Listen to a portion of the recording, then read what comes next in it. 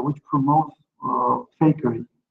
Another direction would be to understand the individual in a cultural, ideological context, and this leads me to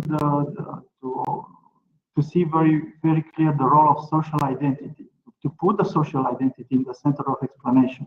How this information is working is not so much about mental functioning or higher order mental functioning, but more on the identity, the role of the context. And the third direction, I think it's important to see the security studies and how we interpret the information confrontation from the perspective of ontological security. That is how people get a sense of continuity and order in events. I don't know how much time I have. Yeah, you're roughly on the 10 minutes, but don't worry, you can go on, please. Oh, okay, thank you. I would like to emphasize here about the cultural and ideological context. There are some changes in our society which were not present 2,000 years ago. And in this post-modern society, I would name few.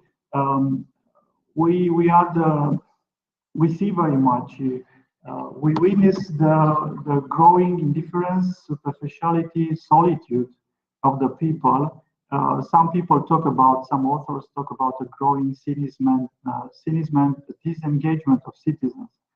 We see the erosion of in the distinction between journalism and non-journalism. The socio-cultural heterogeneity is also considered another situation, another condition that affects how individuals crystallize their identity. So, as a conclusion, I think communication becomes strategic when it target-centric, when it focuses on the audience, but on an audience that is perceived, defined holistically in the context. So I believe that what changed societies, of course, strategic communication has an important role. Technology is important, but I think ideas and shared beliefs, which are of course propagated through strategic communication. Beliefs are created through a lived experience, through what we are doing, and less through the words.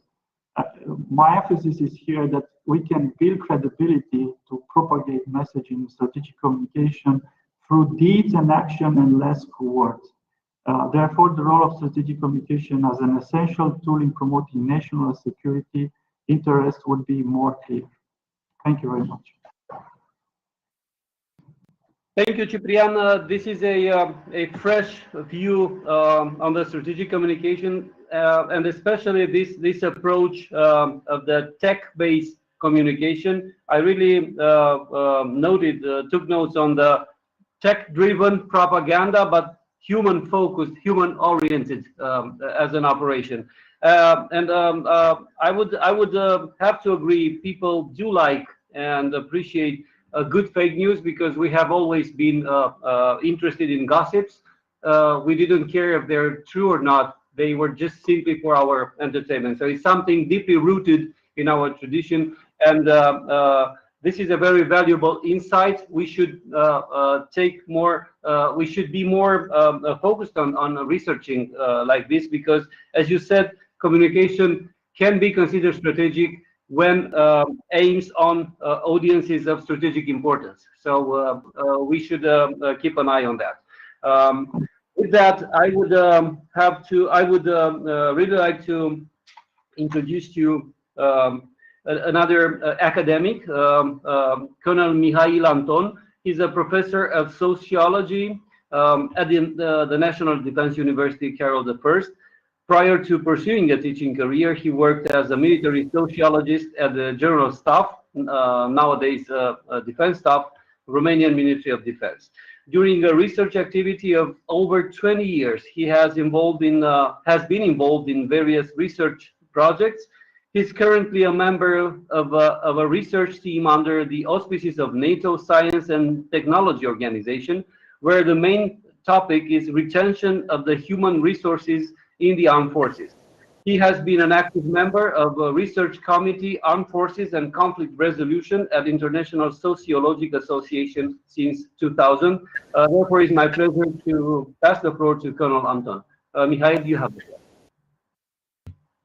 Thank you for this large introduction. There are very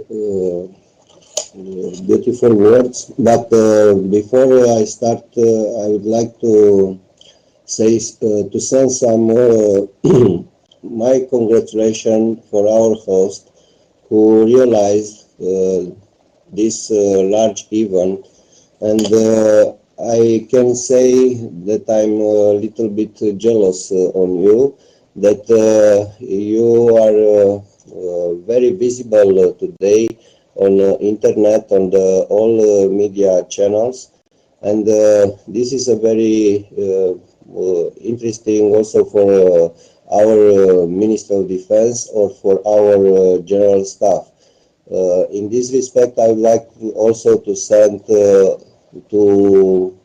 all of those who are celebrating today the Defense Staff Day, happy anniversary.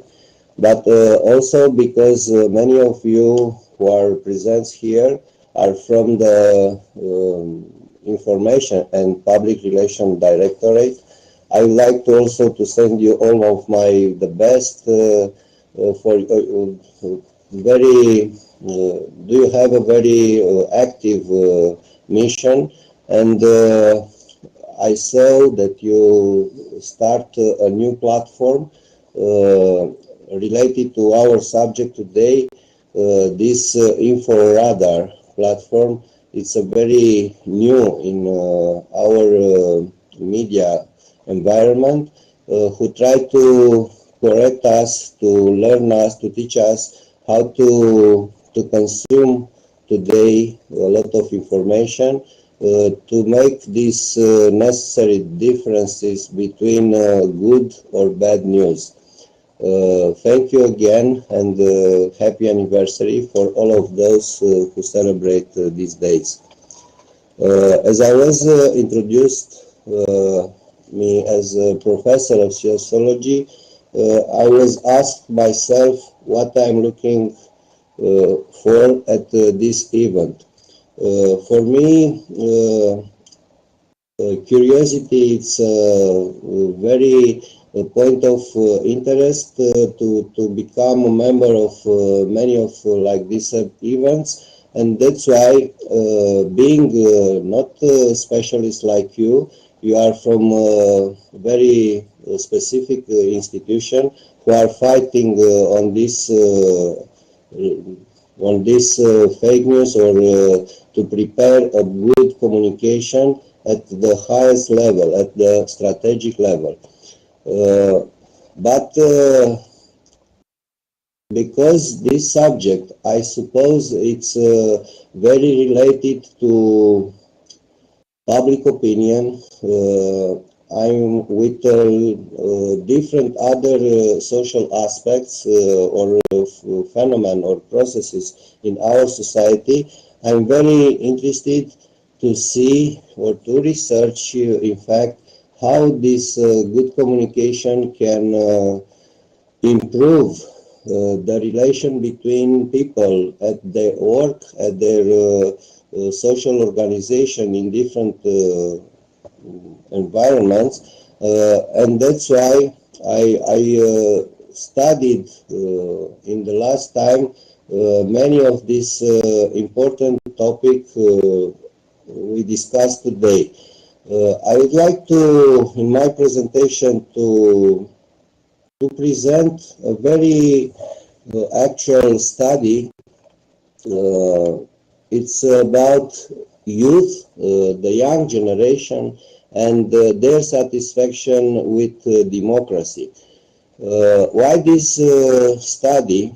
I think it is very important for all of us because I start from a main assumption uh, like this. The lower the legitimacy of the action of our governments or of our armies, the more effective the fake news will be in producing the desired effects. In these respects, there are some studies which confirm that credibility indicators can indeed decrease the propensity to share fake news or to have a good or effective communication. That's why I'm very attracted to study these indicators, these studies, this dimension for my analysis to see how this action of different bodies who are involved in communication, they are succeed in their mission to convince the population about our mission, about our action, and in fact to measure the legitimacy of our different kind of action. In this fact, in this respect, I would like to share to you just main findings of this large research. It's a very actual. It was released 1 month ago in Great Britain at University of Cambridge, and it's part of the work of the Center for the Future of Democracy. This is the organization who released the report. In fact, they discover at the global level, youth satisfaction with democracy is declining. For me, it's just a warning signal. But in fact, I suppose that even though we have the best action in communication, if the people are not trusted in our institution, in our action, they cannot accept every time our message. And that's why I think it's very important to observe, to notice this evolution of public opinion, and more than generally speaking about public opinion, I'm very interested in this next generation, let's say, this younger generation. This insatisfaction, I would like to say, with democracy is not just in absolute terms, but also relative to how older generation felt at the same stages in life. There are some very notable differences between the young from this age, this period of time, in comparison with the past. The study put these differences especially in 4 regions at the global level: in Latin America, in Sub-Saharan Africa, in Western Europe, and in the Anglo-Saxon democracies, including the United Kingdom, Australia, and the United States. This is more important for from my point of view, because in Romania, I suppose that all of younger people are looking at the Western model. My colleague Ciprian talk about earlier about culture, about some values, how important are for our activities, and I suppose that our younger people are very attracted by the Western model.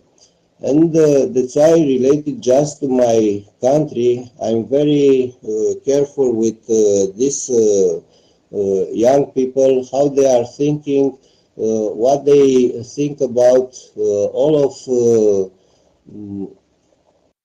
action of institution, because this opinion can influence the behavior, in fact.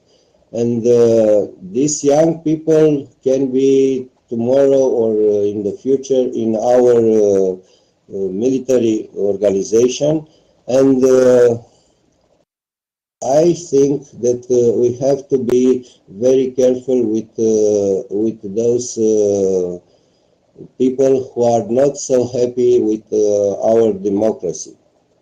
In developed democracy, a major contributor to this youth discontent is economic exclusion. This economic factor are main cause of their attitude. There are many aspects of this economic exclusion, but in fact the higher levels of unemployment and also in these days wealth inequality can be some explanation for rising this dissatisfaction, also in absolute but also in relative terms. There is also another explanation. In fact, in my country, we speak about transition fatigue. We wait for a lot of changes. We have a lot of expectation, and we didn't meet them today, and that's why this new generation,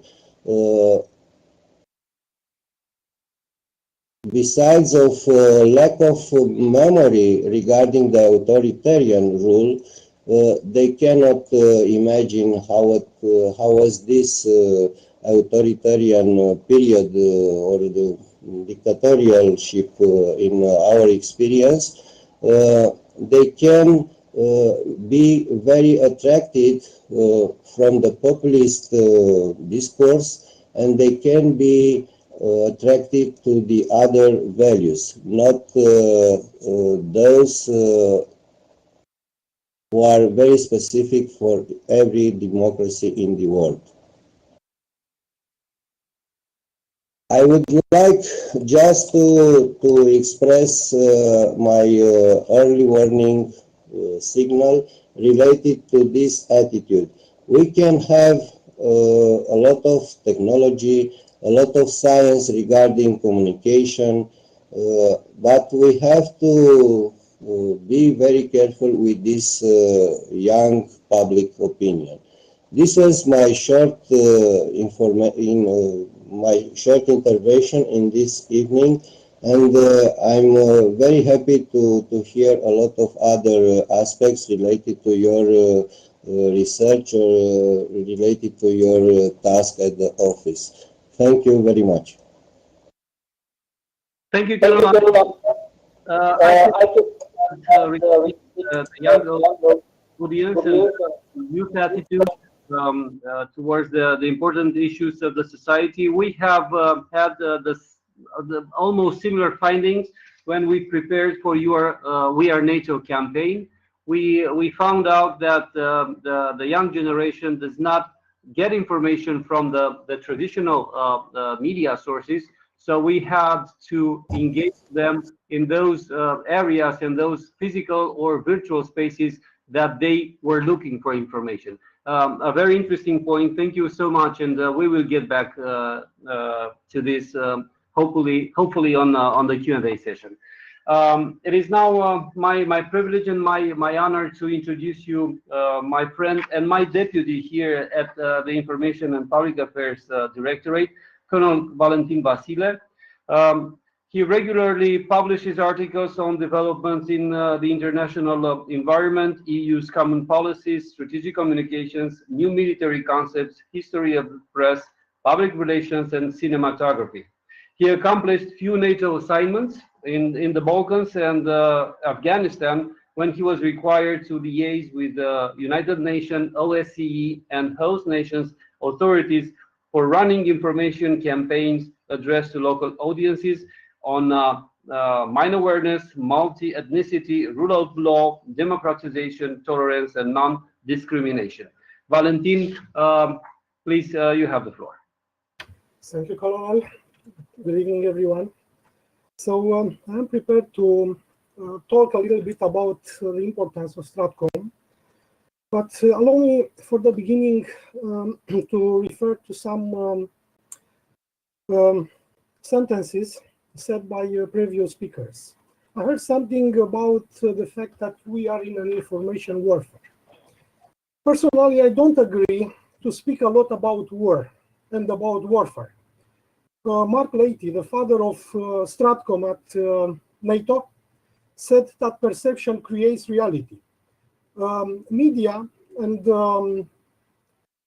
also during some conferences, I heard this sentence many times. Information warfare, asymmetric warfare, hybrid warfare, information warfare in context of pandemic. So it's important to be able to prove a war. Otherwise, we create that perception, and I think it's not good. We can make an analysis about using this terminology after 1990. The first 10 years were wonderful. So we didn't hear about information warfare. We didn't hear about psychological warfare. It was a transition for warfare to operations. Now, after, let's say, 2014, it's coming back this terminology. So it's important to clarify the terms and to use them properly. This is one point. Colonel Anton said also something, or I think expressed his concern that strategic communication is not only about communicating. I think it's more important to be about creating mutual understanding. If we don't succeed to have this understanding, I think we will not accomplish our objectives.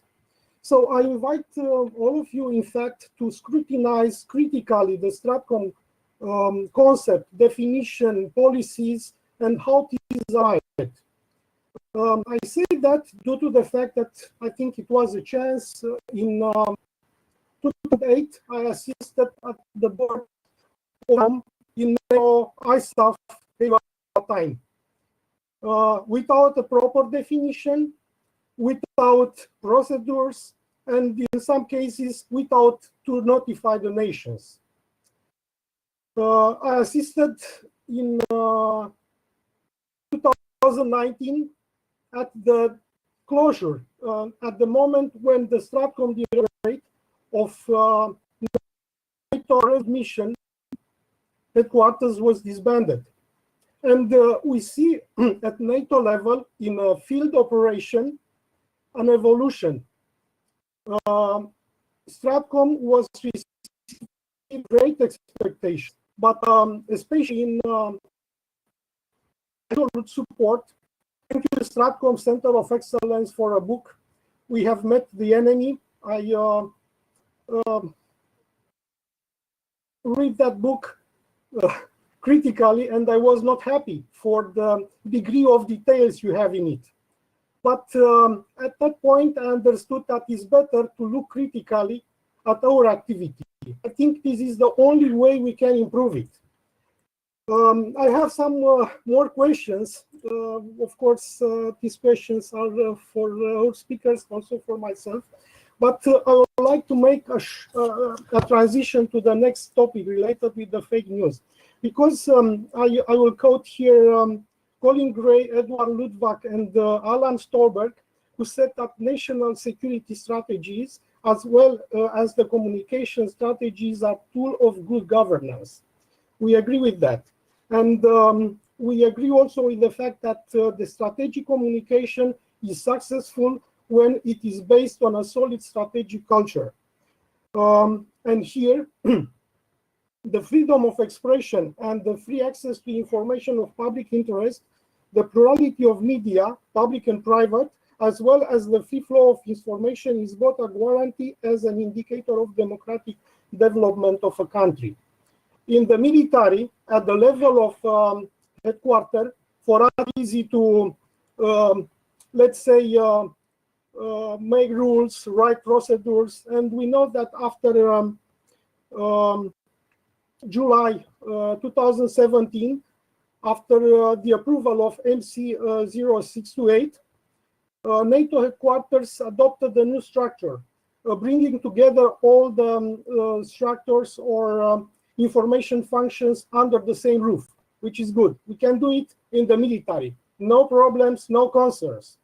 But what about going to organize or to implement this model at the level of a society, national level or at multinational level? Here we can have a problem because in the military we work with basic principles, unity of effort. I started with this one because, of course, we organize ourselves. We include the communication aspects during the processes of operational planning. It's our business how we organize the activities at the level of one headquarters. But if we go out of our barracks, the problems might appear. Because if you would like to implement such a principle of unity of command, will be a little bit difficult. And probably the only way will be to recreate ministries of propaganda. So we should be very careful to apply strategic communication tools, respecting the the rules of free access to information, and respecting the rights of citizens, of media to express themselves, even when they criticize us. One more point here, because I think it is necessary for state authorities, media organizations, academic and educational institutions to contribute to the public exposure of the mechanism of manipulation and disinformation. They will implicitly contribute to educating audiences so that they can timely recognize the products of different types of propaganda, sometimes used even during electoral campaigns by internal and external opposing forces. In this way, the traps of information environment, fake news, rumors, and intoxications will be avoided, preventing or limiting the divisive effects of hostile propaganda on the audiences, communities, and society. I'm an optimist, and I'm quite sure that the challenges we are facing in the information environment can be overcome. In fact, as Colonel Tali said, the story begins with Sun Tzu. It begins also with Aristotle, the father of the first model of communication. So we are here, let's say, having historical background behind us, and I'm quite sure that communication, strategic or not, is nothing new. In fact, Colonel Spooner, you said that 20 years ago in the United States, they started working on these concepts, how to be implemented in the military. I was surprised to discover in US manuals and also in the Department of Defense Dictionary of Military and Associated Terms, an effort to clean the STRATCOM terminology. So the processes are somehow contradictory. And NATO also, if we consider the last 20 years, many times embraced with great enthusiasm a lot of terms and concepts. FX-based operations, we discussed now about hybridity. There are many others. And these concepts didn't resist too much. I hope it's not the case for the strategic communication, because in fact it's about our success in communicating. That's all I have for this time. Thank you, Colonel Vasile. Yes, you're right. The term strategic communications first applied in connection with security environment in the U.S. And nowadays, the Defense Department in the U.S. has given up the strategic communication concept and embraced the synchronized communication, considering this as a better suited concept for the military in public affairs and the military information operations. Before moving to our last guest speaker for this first part, Lieutenant Colonel Pripoaie asked for just a short intervention towards your presentation, Colonel Vasile. Ciprian, you have the floor. Thank you very much, sir. So please take these observations in a good faith, I would say. How do I start? I will start with this thing. I will post it here. As Colonel Talley has presented this Gerasimov doctrine, there is only one line that goes from the past, present to future. Before conflict, during the conflict, and after the conflict, there are information operations. If we don't acknowledge the fact that the word quoting is placed inside of our minds, and we don't understand the latent changes that happen inside our minds, and in the relation that we have with the society, and stay somehow in the kinetic style of thinking, we want to see the effects right now, explosion, people dead, and don't realize that the effects are very subtle. We do actually play the Russian play. This is my observation, and I think I saw this kind of debating in Riga when a colonel from Canadian forces asked the presenter, "Don't you think this term war is too dangerous?" And the presenter make somehow introduce the same arguments as I did. So I think that the war that is happening is not necessarily a war on the visible side, but it's a kind of, as this Yuri Bezmenov said, it's an ideological war, because what we want to do is to destroy the fundamentals of the society. And this was my observation. Russians, Chinese, Iran, no matter who, are working with the vulnerabilities that we provide. If we don't use the strategic communication inside, as my colleague Sandra Brook has said, to strengthen the society, to reduce the vulnerabilities, Russian propaganda or whatever will have success. So again, I think the effects in the information warfare are not so visible or subtle. And if we don't want to acknowledge there is a permanent confrontation, we make the play of the enemy. Thank you. All right. Now that the conversation seems to steer up, Colonel Vasile would like just a short answer, and then we will conclude this first part with our last guest speaker. Please, Colonel Vasile, but please make it short. So, why do we have international legislation? We have a decalogue at Helsinki. We have the Charter of United Nations, and the international documents treat and express how the manipulation, propaganda, disseminating false rumors are to be treated. So it's good to raise these issues if there are at the diplomatic level, and to ask the institutions, organizations, states who use the propaganda to accomplish their business to be asked for responsibility. So let's look also at the legal international framework, at the legal international law. In my opinion, we can have a key here to treat these kind of issues with disseminating rumors and false information. Thank you. All right. Our last guest speaker for this first part is the Director General of the Communication and Public Diplomacy Department at the Ministry of Foreign Affairs, Mr. Andrei Țărnea. He is a career diplomat, having joined the Romanian Ministry of Foreign Affairs in 1998. Currently, he serves, as I told you, as General Director of Communication Department.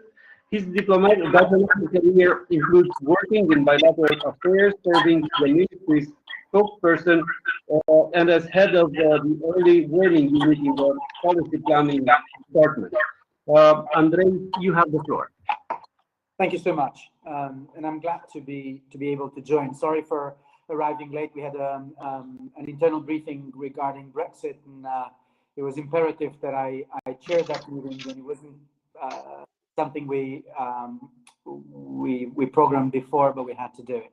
So with that in mind, it's a good sign that, or a good one of the key lessons learned in communication, that it's a moving environment.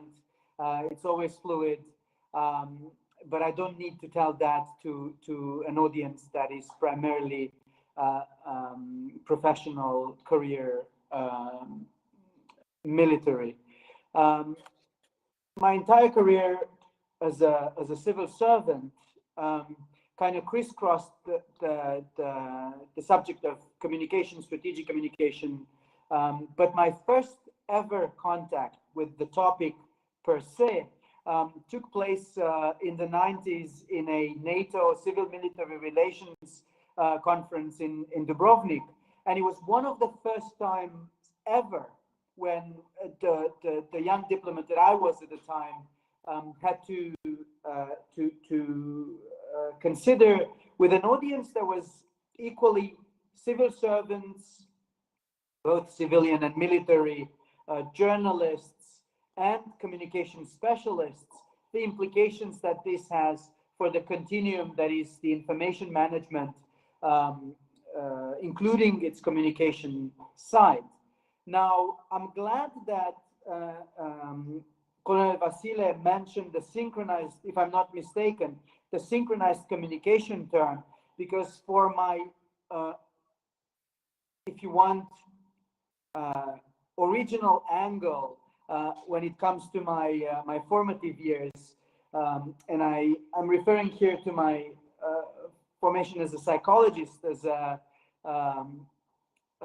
a clinical and social psychologist, that actually is more relevant than using the term strategic communication. Now, on day-to-day basis, we're using it. We know where it comes from. We know its meaning. We know what it is and what it isn't.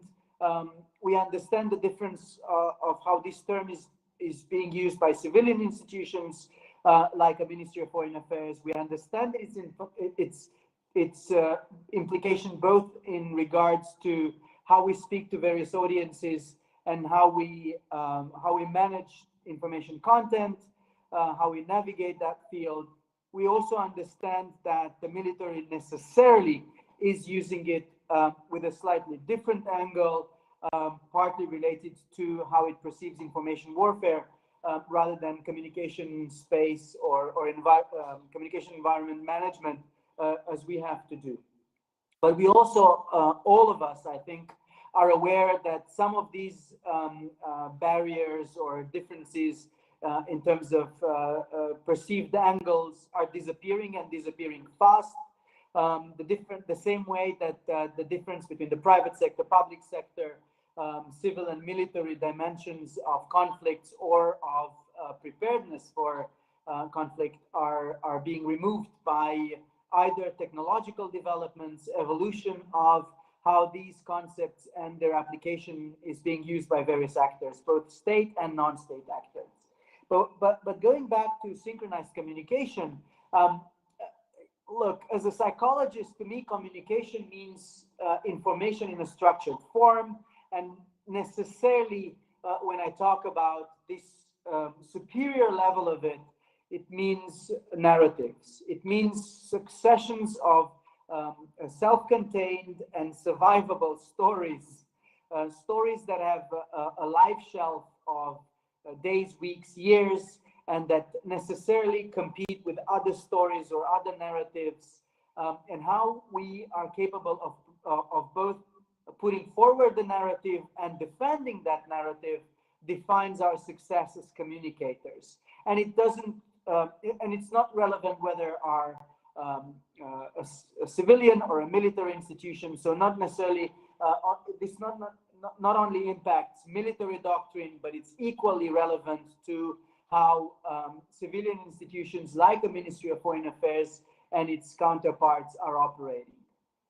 Now, in parallel with this, we're talking about concepts like the information environment regarding an entire society, how societies operate with these terms. And when I mean societies, all structural elements, civil society, public sector, private sector, general public. And in that context, this becomes a very complex function when it comes to governments and governmental institutions to do 2 or 3 things simultaneously. One is be able to continually provide that communication content that is structured as a national narrative with its if you want, subtopics and niche messages and specific domains, etc., etc. Doing this while we also try to protect that narrative from external interference, and external interference may be not only or exclusively state interference, but it can be private operators, groups that have other interests based on a profit-based, vulnerabilities that are structural based on how means of communication impact our efforts or our activity. But mainly when it comes to it, we share with our military counterparts the core, that we see the core mission as protecting that the integrity of both our message, how it is perceived, and the channels that we use to transmit that message. And there we come back to a few fundamentals that are changing, and previous speakers have said that. We didn't invent them. They've been there for thousands of years. They've been there since we've invented means, a mass means of communication, whether it's writing or narrative stories that translate from one group to the other, and that have started being used as both a mean of internal coherence and of projecting, if you want, power externally. And when I mean externally, is externally from our group. In this case, we talk about nation states, but then it becomes a little bit more complex and complicated when we talk about partnership and alliances that reflect shared perspectives, values, and interests, as it's the case with EU and NATO, or strategic partnership when we have a very tight and very concretely aligned messaging when it comes to specific partners in specific fields. All this is to say that coming back to our day-to-day work, together with my colleagues in the Public Diplomacy and Strategic Communication Department, as well as with our colleagues in the press and media relations at the Ministry of Foreign Affairs. But it's true throughout the institution, throughout the Ministry of Foreign Affairs, both at our headquarters and in our network of diplomatic missions abroad, is that we're striving to develop both a message that is resilient and a way of communicating that is resilient to emerging threats when it comes to both the immediate risks that come with disinformation, misinformation, infodemics that affect society in general, our messaging in particular, when it comes to particular priorities of our foreign policy, but also try to contribute in general together with other institutions and trying to achieve this synchronized communication objective that requires our strategic communication to take into account what our colleagues at the Ministry of National Defense or our colleagues at the emergencies, how do you call that in English? The Department for end of the day. Whether it's civilian crisis or medical crisis or man-made or natural disasters management, when it comes to structuring our communication. And a final comment regarding to international dimension of this, because it was mentioned both in terms of the limitations that exist, whether it's GDPR or whether it is international law pertaining to communication and communication or the use in war of communication and the limits that there exist there to either propaganda or misinformation that impacts including civilians and the general population. And there the line is becoming extremely complex when we add internet and internet-based technologies, everything that has to do with cyber or digital communication, where the lines are being moved every single day. And the effort is not only a state effort, but a whole society effort with a specific emphasis on what, in this respect, companies, particularly large social media and data management companies are doing, Facebook, Twitter, and so on. And there we see, just in the past few weeks, very significant developments in the context of trying to protect the integrity of electoral processes in major democracies. We've seen it in prior years with attacks to the communication environment related to electoral processes in democratic countries. And we see it vis-a-vis democratic developments in less democratic countries. And I'm not going to give names, but I think we're all aware of what is going on. And our cooperation with both NATO and the EU, but in particular with NATO, in developing campaigns that are specifically designed to strengthen the resilience of our message, both national and shared. And a perfect example is we are a NATO campaign where we've joined the Ministry of Defense in delivering the message to a wide audience, particularly to target groups that are priority. I can answer specifics about our efforts vis-a-vis either combating disinformation or striving to achieve a synchronized communication environment for our strategic communication efforts. But I'll stop here in order to allow for some exchange. Thank you so much, and thank you for inviting us. Yeah, thank you. And I took stock of two, I think, key messages that you have, the two key points that you have made, the self-contained and servability of the stories as a way to measure success, because these narratives have to compete with other narratives. And also very, very interesting to apply the resiliency both messages and the means, the mediums that would convey those messages. I will now open the Q&A session with a quick round to Mr. Talley, to Peter Talley, who had a comment from the discussion earlier, and I'm sorry, Peter, that I made you waiting for this. Please, you have the floor. Thank you, Konstantin. Great discussion. A lot of good ideas. I was expecting to have it from Bucharest, but yeah, a couple of comments, and I will continue where Lieutenant Colonel Serbanescu stopped. Yeah, and I would like to refer again to Zone C, not to Homer or someone else, that you have to know your enemy much better than you know yourself.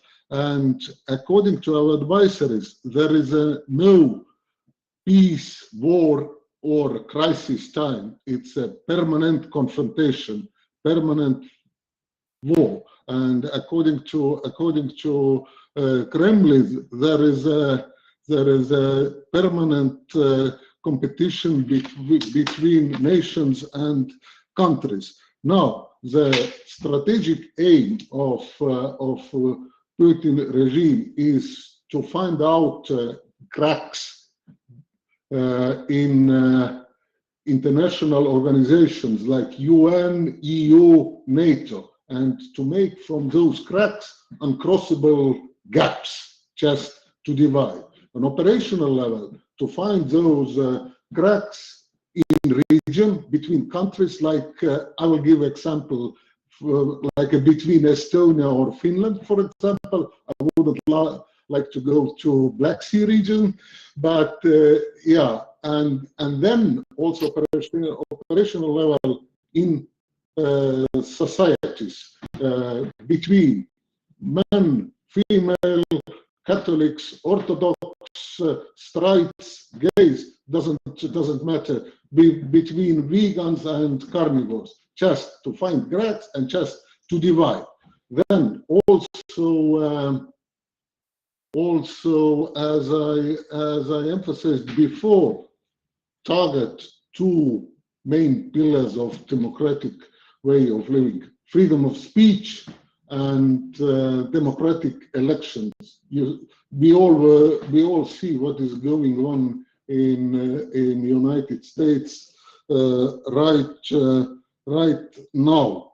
Now about definitions and NATO approach to strategic communication, I would say that during the last couple of years there has been a tremendous development with SPANAX, with education and training approach, and also doctrine. We are custodian of this AGP-10, which is a NATO doctrine for NATO military strategic communication. Now, the NATO definition, what I was referring, those are meant for allied operations. And this is my personal experience from Estonia, when we built up this strategic communication approach in defense forces, and we realized that it's a almost impossible task, and it has to be a comprehensive approach. It's cross government, and you have to build up your national resilience, and you have to defend your core values, because our advisories are targeting our core values, and this is absolutely crucial. And I agree also with Colonel Vasile that the key thing is just to maintain and protect freedom of speech. But another way, we have to also counter fake news, misinformation, disinformation, and this is a core value of our way of life and democratic societies. But I'm, as a former journalist, is bad to say, but I'm not too optimistic about journalism as I used to, I don't know, contact to have it, because nowadays, what is a media? Media is everything. Everyone could deliver, and what is a disadvantage? This emerging technologies, artificial intelligence, and deep fakes, and so this is so human. We people, we just love to be a fool. And with this optimistic note, I would like to give back to you, Konstantin. Over. Well, yeah, that was optimism 101, right? We have some interesting questions that came on the public chat. I have Mr. Ion Lucian Petraș, who asked two questions. I would like to save one of them for the second part, as we will focus on the second part on fake news and this domain. But the other question, both of them are interesting, but the second question is very, how should I say, original in terms of a concept that it uses. I will read the question of Mr. Petraș, and I will ask anyone that would like to jump in and give an answer. So the question is like this: it is known that nowadays we live in an era of information obesity. Like, if you eat junk food, you get fat. So if you read junk news, you get information obesity or overload. How can we prevent information overload at governmental and military level? So there is a new concept. We had infodemia, now we have obesity in terms of information. Who would like to jump in and answer this interesting question?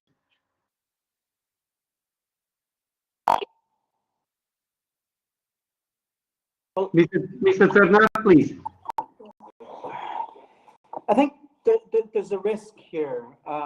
Yes, we do have the appearance of an information overload. And certainly we do have some, if you want, systemic symptoms that this is a disease, in fact. But at the same time, I think that the real problem is not the quantity of information. Neither is it necessarily its quality. But as you've just said earlier, or the earlier speaker just mentioned, the real problem is that at least for democratic societies, the principal watchdog of that was in charge with organizing and defending the integrity of information in the public space was the media.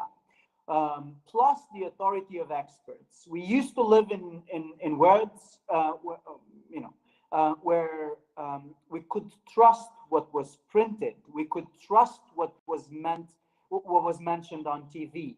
And we live in a world where we have two types of audiences. And I simplify here massively, but for the sake of the conversation, you'll excuse me for that. A generation that automatically trusts the media because it grew up with this. It grew up with a media that can trust. If somebody is mentioned on TV or appears in the press, that must be true, or at least to some degree it must be true. Second, we have a part of the public, and it's not just a question of biological age. Literally, it's more of a question of socialization, of how we grew up to who we grew up to trust. What are our leanings or predispositions?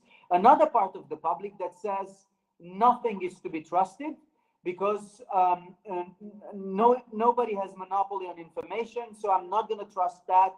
I'm going to trust rather the people that I know. Who are the people that I know? Is the people that I'm in contact with in my social network. That does not mean exclusively my family and friends. It can be somebody that I've never met online, but that I decide to trust because it's somebody that I declare that is my own, my kind, whether it belongs to the same race, color, creed, ideology, micro group that shares some kind of obsession online or offline. This is again not new. We've seen this in communication way prior modern technology, but it was somehow cloistered and managed in an era where the monopoly of information was either with the state, with the power, with the sovereign, or with specific communities that managed or had content control. Today, and again, it's not a modern phenomenon. We've seen it with the rise of propaganda as a tool in the 1920s and prior.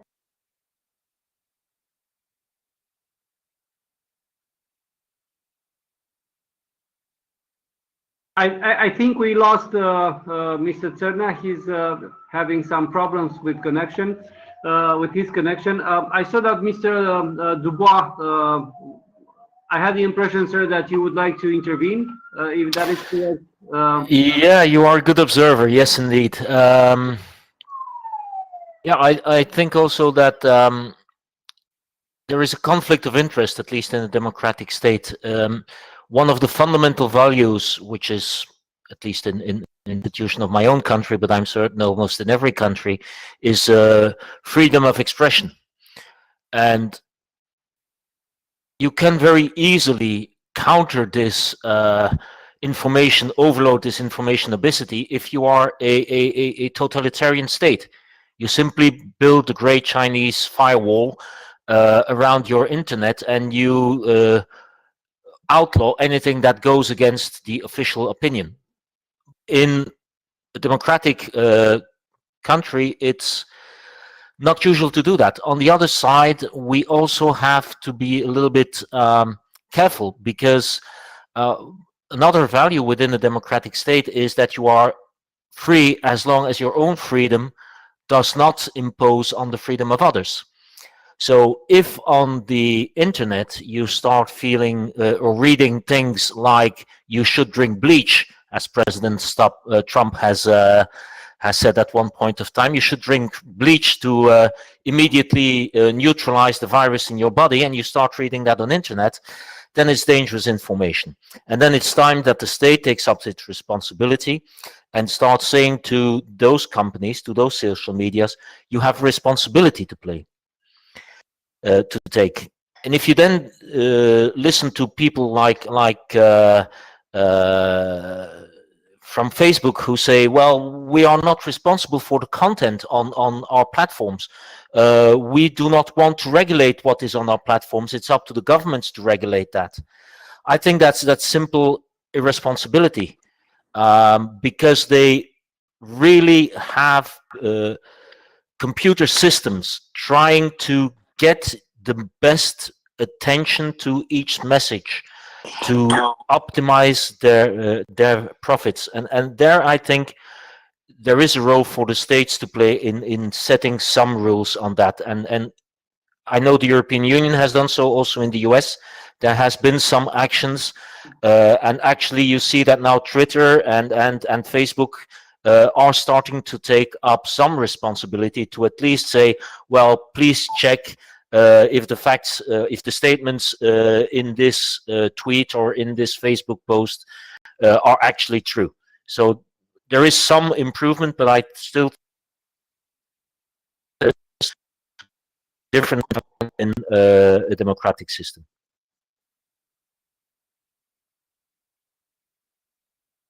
Well, thank you so much, Mr. Dubois. I have another question for you from one of our colleagues.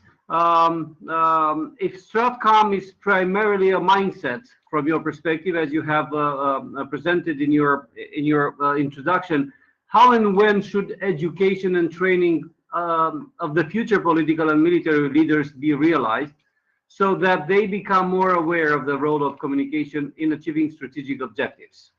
I think it's a very important question. How do we train our Well, people? well, we should. The first thing that we should train our leaders to do is to check everything. And in principle, I'm not talking about checking your subordinates necessarily, but I'm talking about checking facts, checking your intelligence actually also when you talk in more military terms. What we should also from a very early stage again start to do is that the actions of the still the current president of the United States are maybe best not duplicated. There was an interesting article this morning in the Belgian newspaper comparing him or naming him the biggest bully in the world. And the bully they defined as somebody who manipulates the truth and gets away with it, or tries to get away with everything that he does by lying, by saying it's not true, by saying, well, your facts are not correct, it's my facts that are true. You see all of this behavior. And the point of the article was, okay, Trump may be one of the people who has taken it to the highest level, but there is an underlying problem within the whole society, and he gave the United States, but I'm pretty certain it's also the case in Europe, where in the past 40-50 years, things like honor, telling the truth, have been subordinate to making money, where the truth is simply the number of figures that is in your bank account, and that's the only thing that matters. So there are other values than being rich. And this is something that we have to, I think, from a very early stage in our leadership, put in. And luckily, I must say, and I have military background, as you have said. I think in the military, we have, to a large extent, kept those values. And this is a part where there's also a conflict between the military and the rest of society sometimes. Because for us military, it's sometimes difficult to understand that not all civilians behave in the way that we do. Thank you, Mr. Dubois. With regrets, we would have to go for the last question, because we have to navigate through the second part of this very interesting roundtable. And as we will have the second part in Romanian, I would like to ask the last question to Colonel Talley. Lieutenant Colonel Ciprian Pripoaie would like to ask you a rather challenging question. If you agree with those who consider that just talking about the possible future European army has the potential to undermine NATO alliance. So it's a battle of narratives.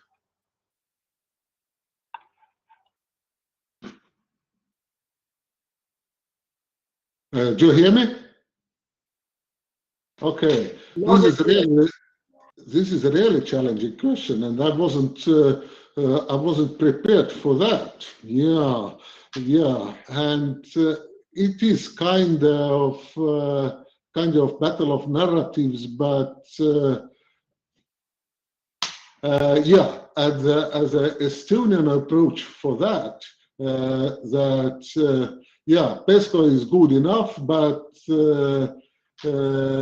we have a NATO, and we have to do our best to keep NATO solid and strong, and to maintain also this Euro-Atlantic, transatlantic close link. And yeah, I would say that is my personal opinion that this European army is a bit wishful thinking. And I will give you an example. Estonia as a country has been participating for several years in European battle groups. We were part of Nordic battle group, and you know, there's a fully trained, well equipped, ready to go, never deployed because of no consensus, no political consensus. But if you give me an open mic, I have two more comments. Yeah, someone said that this information is a new oil of our era, but unfortunately, this environment where you can get this new oil, it's like a wild west, and we conducted several. Have been conducting several experiments and studies, and it is not regulated. Journalism is regulated, but as a media or this digital environment, it's not regulated. And we have to think about digital security or digital defense as we 10 or even more years ago were talking and discussing about cybersecurity and cyber defense, and we can act together. And now I would not challenge, but to rely on Mr. Dubois and European Union, because what actually these giants of from US, I mean those US huge companies like Google and Facebook are doing. They are taking out money from this journalism or media market and providing back just a cards. And freedom of speech, it's never just a freedom. It always a responsibility to speak truth. And for us, for militaries, it's very simple. We have to be honest, and our honesty is just a value, because when we are in this great situation, yeah, in real battle, we can rely only on our I would say that internal values, because in this situation it doesn't matter what is your education or how much money do you have in your bank account. You can rely to your comrades, like we can rely to each other. And with this optimistic note, I would like to finish my answer. Thank you, Konstantin. Yeah, thank you so much. I would end this first part of our roundtable with two key concepts extracted from our last two interventions. So we should be more careful on the Kantian approach that Mr. Dubois spoke about, the liberties that would not interfere with our liberties, and how to apply that this approach in this new environment and ever evolving environment of the internet, and the wonderful metaphor of the information being the oil of the democracy mechanisms. But as you know, Colonel Tully, from time to time you have to check the oil and the quality of the oil, and when it's time, you would have to change it and replace with the new one. With that, I would like to propose a 5-minute break and reconvene at 18:10 for the second part of our roundtable. Thank you again for the speakers that contributed to the first part. We will continue our second part in Romanian. Thank you. Thank you. Have a nice day. Thank you, Konstantin. This was a really great discussion. Thank you all. Same here, Peter.